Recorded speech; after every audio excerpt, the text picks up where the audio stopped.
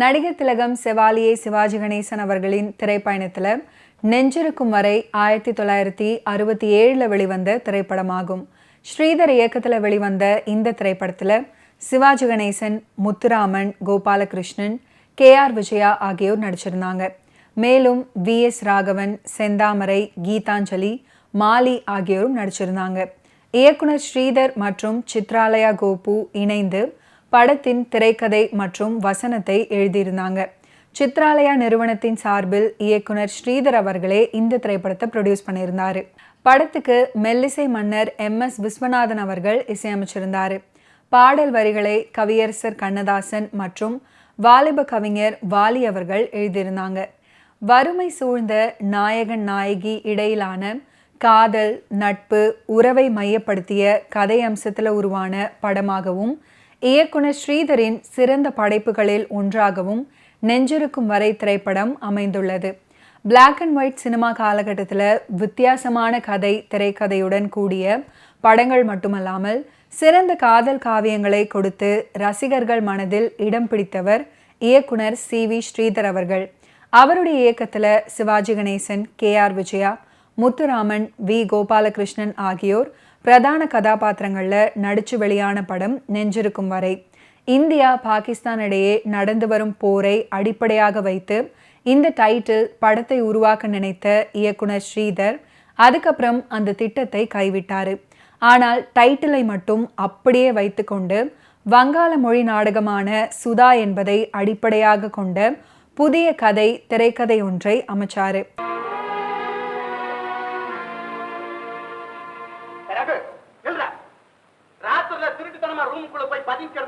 காலையில எனக்கு தெரியாம வெளியே வந்து போயிடுறது.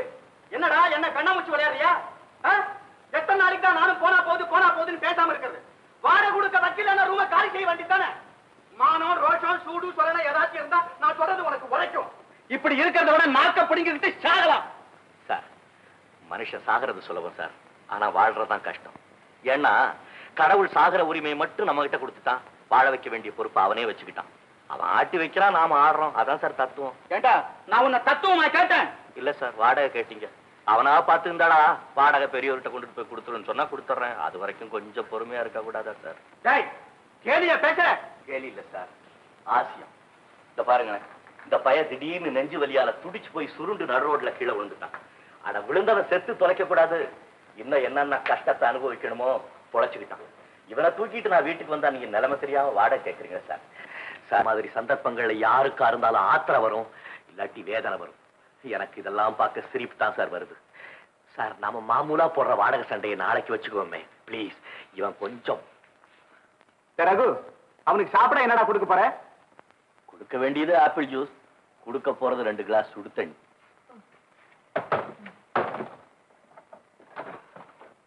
ராஜி, ராஜி. என்னப்பா? சோறு ஏதாச்சும் மிச்சம் இருக்குதாமா? இருக்கு. பீட்டருக்கு உடம்பு சரியில்லை. உடம்பு சரியில்லையா? மத்தியானம் மயக்கம் போட்டு விழுந்துட்டானா, சாதத்தை மோர்ல கரைச்சு கொண்டு போய் கொடு. குழந்தை, ஆட்டம் க்ளோஸ். நீ ஓய்வு எடுத்துக்கணும், வேலையே செய்யக்கூடாதுன்னு சொல்லியிருக்க. வேலையே செய்யக்கூடாதா? இப்ப மட்டும் என்ன உலகத்தை 2ஆ பிளந்து மூட்டையா கட்டிட்டு வர்றோமா? நான் இருக்கேன், பேசாம இருடா. போரில் ஈடுபட்டதன் விளைவாக ஒரு காலை இழந்த இராணுவ கர்னல் இராணுவ அனுபவங்களை சுவைபட கூறும் பழக்கமுள்ளவர். தேச நலனுக்காக எதையும் தியாகம் செய்ய தயாராக இருப்பவர், கண்டிப்பானவர். இதுதான் இயக்குனர் ஸ்ரீதர் சிவாஜி அவர்களுக்கு உருவாக்கிய கேரக்டரை இயக்குனர் ஸ்ரீதர் சொல்ல சொல்ல சிவாஜி அவர்கள் குதூகலத்துடன் அவரை பார்த்து கொண்டிருந்தார். ஸ்ரீதர் A கிளாஸ் கேரக்டர், பிச்சு உதறி விடலாம் அப்படின்னு சொன்னார். சிவாஜி அவர்களை இவ்வளவு தூரம் அந்த ரோல் கவர்ந்து விட்டது அப்படின்றதும் நெஞ்சிருக்கும் வரை படக்கதையை உருவாக்குவதில் கவனம் செலுத்தினார் இயக்குனர் ஸ்ரீதர். ஓய்வு பெற்ற இராணுவ கர்னலுக்கு 2 பிள்ளைகள். மூத்த பையன் திருமணமாகி இராணுவத்தில் பெரிய பொறுப்பில் இருக்காரு. 2வது மகன் MA படித்துவிட்டு வேலை தேடுறாரு. அவனுக்கு ஒரு காதலி, ஒரு பள்ளிக்கூட ஆசிரியரின் மகள். இந்த விஷயம் பற்றி கேள்விப்பட்ட கர்னல் கோபம் கொண்டு, வேலையில்லாத ராஸ்கல், உனக்கு என்னடா காதலும் கத்திரிக்காயும் அப்படின்னு திட்டுறாரு. மகன் கோபித்து கொண்டு வீட்டை விட்டு ஓடி போறாரு. ஆனால் மறுபடி திரும்பி வரும்போது அப்பா கோபத்தை மறந்து அன்புடன் வரவேற்கிறாரு. காரணம் மகன் இப்போது விமானப்படை அதிகாரி. 2 மகன்களையுமே பறிகொடுக்கிறாரு கர்னல். இதுதான் சுருக்கமாக நெஞ்சிருக்கும் வரை திரைப்படத்தின் கதை. படத்துக்கு சிவாஜி அவர்களை தவிர முத்துராமன், KR விஜயா, AVM ராஜன், பாரதி முதலியவர்களை நடிக்க செய்வது அப்படின்னு முடிவு பண்ணி அவருடைய தோற்றம் இராணுவ உடையில் கம்பீரமாக அமைந்திருப்பதை பார்த்து எல்லோருமே ரசித்து மகிழ்ந்தாங்க. தேசப்பற்று அப்படின்றதை மையமாக கொண்ட ரியல் படம் அப்படின்றதுனால கலர் வேண்டாம் அப்படின்னு தீர்மானித்தாரு இயக்குனர். போஸ்டர்கள் கூட கருப்பு வெள்ளையில் மட்டுமே அமைய வேண்டும் அப்படின்னு முடிவு பண்ணாரு. நெஞ்சிருக்கும் வரை பட ஷூட்டிங்குக்கு நாள் குறிக்கும் சமயத்துல ஒரு சிக்கல் வந்தது. ரஷ்ய அதிபரின் முயற்சியால் டாஷ்கெண்டில் லால் பகதூர் சாஸ்திரியும் அயூப் கானும் சந்திக்க டாஷ்கெண்ட் ஒப்பந்தம் ஏற்பட்டுவிட்டது. இந்த சூழ்நிலையில் அண்டை நாட்டுடன் நடக்கும் எடுத்த பிறகு ராஜ்ய உறவுகளை பாதிக்கும் அப்படின்னு காரணம் காட்டி சென்சார் தடை வருமோ அப்படின்னு அது பற்றி சிவாஜி அவர்களை கலந்து ஆலோசித்தார் இயக்குனர். நாம் இந்த படம் எடுப்பதே தேச நலனை கருதிதான். ஆனால் புதிய சூழ்நிலையில் இந்த படமே தேச நலனுக்கு விரோதமாய் விடுமோ அப்படின்னு அஞ்சுகிறேன் என்று சொல்லியிருக்காரு. சிவாஜியும் அவர் கருத்தை ஆமோதித்தார். தேச நலனுக்காக எத்தனையோ பேர் எவ்வளவோ தியாகம் பண்ணியிருக்காங்க. நீங்கள் ஒரு கதையையும் நான் ஒரு கேரக்டரையும் தியாகம் செய்யக்கூடாதா என்ன அப்படின்னு சிவாஜி அவர்கள் சொல்ல ஜெய்ஹிந்த் அப்படின்னு சொல்லி விடை கொடுத்தாரு. மறுபடி கதை தேடும் படலம் தொடங்கப்பட்டது. ஆனால் தலைப்பு மட்டும் ஏற்கனவே தீர்மானித்து இருந்தாரு இயக்குனர். நெஞ்சிருக்கும் வரை அப்படின்ற தலைப்பு அவரை அவ்வளவு தூரம் கவர்ந்து மனதில் ஆழப்படுத்தி விட்டிருந்தது. அதே தலைப்புக்கு வேறு ஒரு கதை உருவாக்க திட்டமிட்டாரு. கல்கத்தா விஸ்வநாதனுடன் சேர்ந்து சில வங்கமொழி நாடகங்களை பார்த்தது அவர் நினைவுக்கு வந்தது. கல்கத்தாவில் கல்லூரியில் படித்து கொண்டே வங்க திரைப்படங்களையும் சில தமிழ் படங்களையும் நடித்தவர் விஸ்வநாதன். அந்த நண்பருடன் சேர்ந்து பார்த்த நாடகங்களுள் ஒன்று காளி பானர்ஜி நடித்த சுதா அப்படின்ற நாடகம். பசி என்பது இதன் அர்த்தம். பசி ஒருவனுடைய வாழ்க்கையில் எந்த அளவுக்கு பாதிப்புகளை ஏற்படுத்தும் அப்படின்றதை உணர்த்தியது அந்த நாடகம். அவர் மனதில் ஆழமான பாதிப்பை ஏற்படுத்தியது. அந்த கதையை அப்படியே எடுத்துக்கொள்ளாமல் மைய கருத்தை மட்டும் ஏற்று கேலியும் கிண்டலும் பொங்கும் நடையில் புதியதொரு கதை கற்பனை செய்தாரு. வறுமையின் பிடியில் சிக்கும் கதாநாயகன். அங்கதபாணி நகைச்சுவை உணர்வோடு அதை சமாளிப்பான். அதாவது ஆங்கிலத்தில் சட்டையர் அப்படின்னு சொல்வார்கள். சித்ராலயா கோபு நாடகங்கள்ல மும்முரமாக இருந்த நேரத்தில் ஒரு நாள் கோபுவை தேடி அவரது திருவள்ளிக்கேணி வீட்டிற்கு வந்தாரு ஸ்ரீதர். சிவாஜி அவர்களை வச்சு புதுசா படம் பண்ண போறேன், உன் டிராமாவை மூட்டை கட்டி வச்சுட்டு என்னோட பெங்களூரு வா அப்படின்னு கையோடு கோபுவை அழைத்து கொண்டு சென்றாரு. அந்த படம் தான் நெஞ்சிருக்கும் வரை. வேலை கிடைக்காமல் திண்டாடும் 3 படித்த இளைஞர்களின் உணர்ச்சி போராட்டம் தான் கதை. பெங்களூர் போய் சேர்வதற்குள் காரிலேயே திரைக்கதையை விவாதித்து முடித்து விடுவோம். நீ திரைக்கதையை எழுதி கொண்டே வா அப்படின்னு சொன்னாரு ஸ்ரீதர். ரூமில் அமர்ந்து எழுதினாலே என் கையெழுத்து அலங்கோலமாக இருக்கும். ஓடும் காரில் எழுத சொல்கிறாய், அதுக்கப்புறம் என்னுடைய கையெழுத்தை குறை சொல்லக்கூடாது அப்படின்னு சொல்லியிருக்காரு கோபு. ஆனால் அதற்கெல்லாம் அசைந்து கொடுக்கவில்லை ஸ்ரீதர். ஸ்ரீதருக்கு மெதுவாக கார் ஓட்டி பழக்கமில்லாததால கதையை விவாதிக்கும் சுவாரஸ்யத்துல ஸ்ரீதர் அடிக்கடி ஆக்சிலேட்டரை சடார் சடார் என்று மிதிக்க அப்போதெல்லாம் பார்த்து லாரி வருது அப்படின்னு கோபு சொல்வாரு. ஸ்ரீதரோ இந்த சீன்ல முத்துராமன்ல வரணும், எதுக்கு லாரி வரணும் அப்படின்னு சொல்வாரு. கதையில இல்லப்பா எதிர வருது. கதை சொல்ற சுவாரஸ்யத்துல கவனத்தை ரோட்டில் வைக்க மறந்துடுற. கதைக்கு வேகம் கொடுக்க நினைச்சு அதை காருக்கும் கொடுத்துடுற.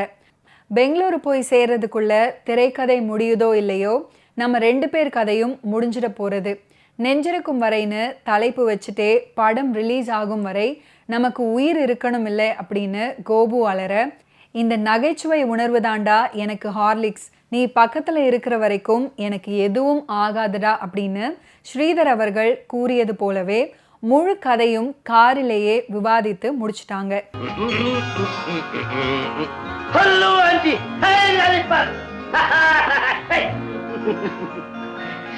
எப்படி பாருங்க, உடம்புல எல்லா பார்ட் ஓகே, கையும் கழுத்தையும் தவிர. இல்லாட்டி போனா உங்க காலில் விழுந்து கும்பிட்டு இருப்பேன். I hope you don't mind. அதனால என்னப்பா? Why not? உங்களுடைய ஆசீர்வாதத்தினால தான் செவுத்துல அடிச்ச பந்து மாதிரி சேஃபா திரும்பி வந்திருக்கேன். என்ன ஆசை மட்டும் இல்லப்பா, என்ன போல எத்தனையோ லட்சக்கணக்கான தாய்மார்களுடைய ஆசைதான் நீ வெற்றியோட திரும்பி வர காரணம். Sweet. பாத்தியா கவிதா, நான் இவங்களுக்கு பூமாலை போட்டேன். அதுல இருந்து ஒவ்வொரு பூவா எடுத்து இவங்க எல்லா தாய்மார்களுக்கும் போடுறாங்க. இவங்க தான் உண்மையான தாய். A symbol of true Indian motherhood. இந்திய தாய்மார்களுக்கு ஒரு உதாரணம். எங்க அம்மா இருக்காங்களே, ஏண்டா ஏர்போர்ட்ஸ்ல சேர்ந்த, ஏண்டா துப்பாக்கி கைமா சுத்துற, பேசாம வீட்டுல உட்கார்ந்து வட்டி கணக்கு பாடுறா ஊன்னு சொல்லி குடல் புரிவிடுவாங்க. தப்பில்லப்பா, பிள்ளைங்களுக்காக சில தாய்மார்கள் சொல்லி அழுவாங்க, சில தாய்மார்கள் சொல்லாமையே அழுதுகிட்டு இருப்பாங்க. ஆண்டி, ஐ எம் சாரி, நான் கேட்கிறேன், தப்பா நினைச்சுக்காதீங்க.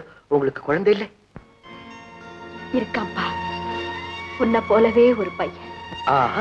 இப்ப எங்க இருக்கா? அவன் இருக்கிற இடம் எனக்கு தெரியும், ஆனா நாங்க போக முடியாது. ஏன் ஆண்டி? மிஸ்டர் ஆனந்த், உங்க அம்மா பார்க்க வந்திருக்காங்க. வர சொல்லுங்க டாக்டர். நான் வரேன். ஆண்டி இருங்க, எங்க மம்மியை உங்களுக்கு இன்ட்ரோடியூஸ் பண்றேன். பரவாயில்லப்பா, இன்னொரு நாளைக்கு பார்த்தா போச்சு. உன்னை போல எத்தனையோ ஜவான்கள் படுத்திருக்காங்க இல்லையா, அவங்களுக்கு எல்லாம் நான் ஆறுதல் சொல்ல வேண்டாமா? கவிதா, நீ இங்க இருமா. Hey, what's wrong? ஆண்டிக்கு என்னாச்சு? ஆனந்த், ஆனந்த், ஏ ராஜா, உனக்கு என்ன பாச்சு? ஒண்ணு இல்லையே, நல்லா இருக்கியா? இந்த வயசுல பால வாத்தப்பா. மம்மி, நான் தான் சேஃபா திரும்பி வந்துட்டேன். அப்புறம் ஏன் அழுவுற? விமானப்படையில சேராதே, துப்பாக்கியும் கையுமா சுத்தாதே, வீட்டுல ஒழுங்கா உட்கார்ந்துகிட்டு வட்டி கணக்க பாருடா பாருடான்னு சொன்னனே, கேட்டியா? உனக்கு ஏதாவது ஆச்சுன்னா இந்த அம்மாக்கு இது என்ன ஆகுறது? கந்தா கடம்பா, என் பிள்ளைய காப்பாத்திட்டா. ஓகே மம்மி, நீ கந்தா கடம்பாக்கு பூஜை பண்ணு, நான் நல்லா இருப்பேன். பின்ன நான் கடவுளை வேண்டது எனக்கு இல்லப்பா தெரியும். நீ கடவுளை வேண்டிக்கிட்டு இருக்கட்டும், இப்ப உன்னை வேண்டிக்கிட்டு ஒரு பொண்ணு நிக்கிறான். யாருப்பா இது? தலை குஞ்சுக்கிட்டு நிக்கிறாள். அதுல இருந்து தெரியல மம்மி. டாக்டருடைய முதல் அட்வைஸ், நான் அதிகமா பேசக்கூடாதுன்னு சொல்லியிருக்காரு. அதனால இவ பேசுவா. என் பேர் கவிதா, எங்க அப்பா ரிட்டையர் செய்து. ஓ, நீதான் கவிதாவா? என் மகன் லெட்டர்ல என்ன பத்தி எழுதாட்டாலும் உன்னை பத்தி நிறைய எழுதியிருக்காமா. மம்மி, டாக்டருடைய இரண்டாவது அட்வைஸ், என் ஹார்ட்ல ஒரு வீக்கம் இருக்குதான். என்ன? அது கியூர் ஆகணும்னா உடனே நான் கல்யாணம் பண்ணிக்கணுமா? ஓ, போறப்பா, இப்பவே புரோகிதரை பார்த்து கல்யாணத்துக்கு நாள் வைக்க சொல்றேன்.